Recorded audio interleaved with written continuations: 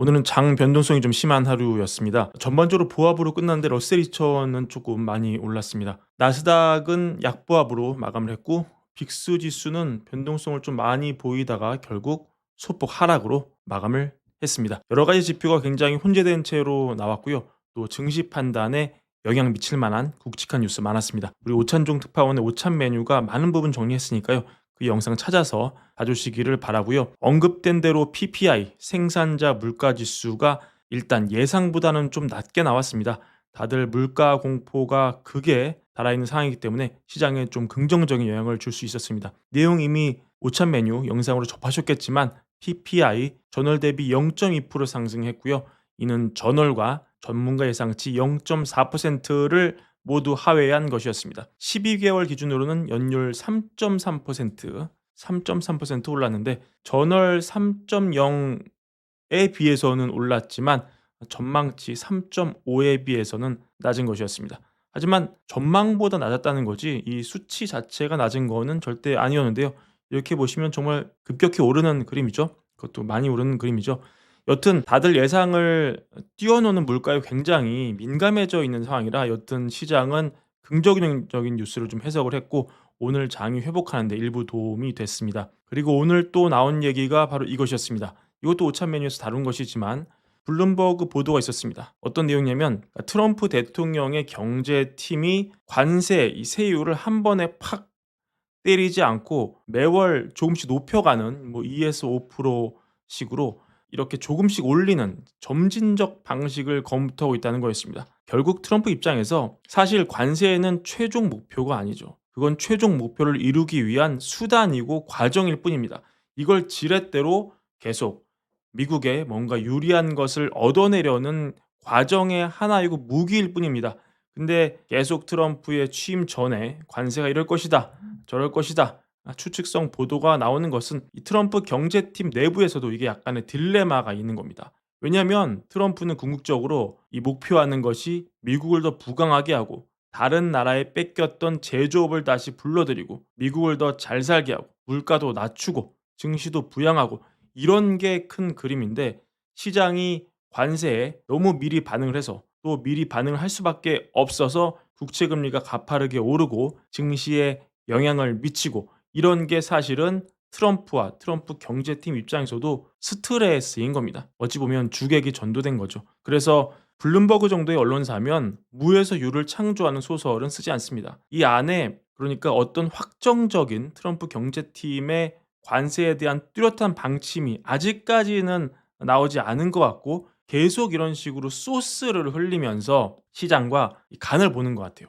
그러니까 트럼프 입장에서는 계속 이 외국 정부를 뭔가 협박하고 두들겨 팰 수 있는 관세의 무시무시함은 살려놓으면서 그러면서 중장기 국채 금리와 증시에 부담이 되지 않을 만한 그 중간 어느 지점을 계속 타진하고 있는 겁니다.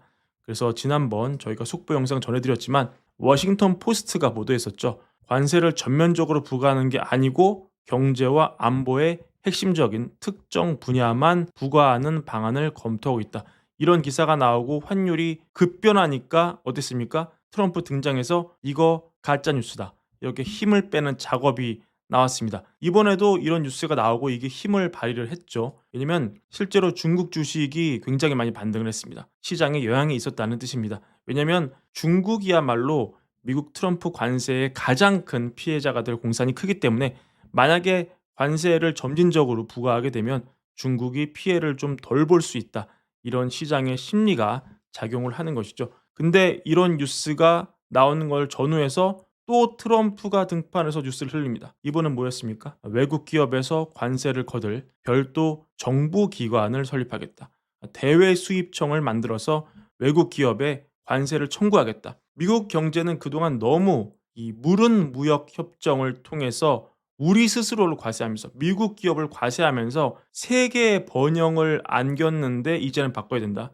이런 식으로 글을 올립니다. 그러니까 경제팀이 뭔가 소스를 언론사에 흘려서 마치 관세가 좀 부담이 덜어질 것 같다. 그래서 미국 국채 금리 부담을 좀 줄여주고 장래 물가 부담, 물가 공포를 좀 줄여주면서 다시 트럼프가 이게 또 악역 역할을 하면서 또 후드를 팰 것처럼 분위기를 몰아가는 이 약간 국합, 배드캅 전략이 지금 아마도 트럼프와 트럼프 가신이 의도적으로 하고 있는 그런 시장 간보기 전략일 것으로 해석이 되고 있습니다. 지금 갈수록 벌어지는 미국 장기물과 중국 장기물이 화제입니다.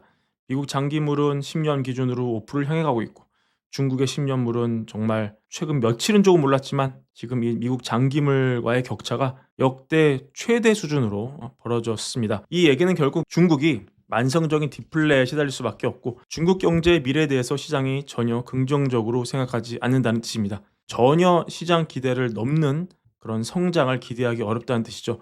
그래서 지금 골드만의 하치우스 뷰를 보면요. 최근 홍콩에서 발표를 했는데 이런 뷰를 가지고 있었습니다. 중국이 결국 광범위한 통화 정책과 재정 정책을 쓸 수밖에 없을 것이다. 중국은 올해는 4.5% 성장에 그칠 것이고 5%보다 내려갈 것이고 계속 안 좋을 것이고 그리고 관세에 대해서 얘기했는데 관세로 인한 영향이 있겠지만 그중 상당 부분은 완화될 것으로 본다. 이렇게 본인의 시각을 밝혔습니다. 그래서 지난 시간에는 티로 프라이스의 이 견해 소개를 해드렸죠. 5%로 치솟은 장기물 금리를 맞춘 티로 프라이스가 이게 5%를 찍고 6%를 갈 것이다. 이렇게 예상했다. 이런 소식을 전한 바 있었습니다. 하지만 5%까지 예상했던 다른 자산운용사는 좀 다른 견해를 가지고 있어서 또 가져와 봤는데 이 하우스는 직접 베팅을 한 그런 회사죠.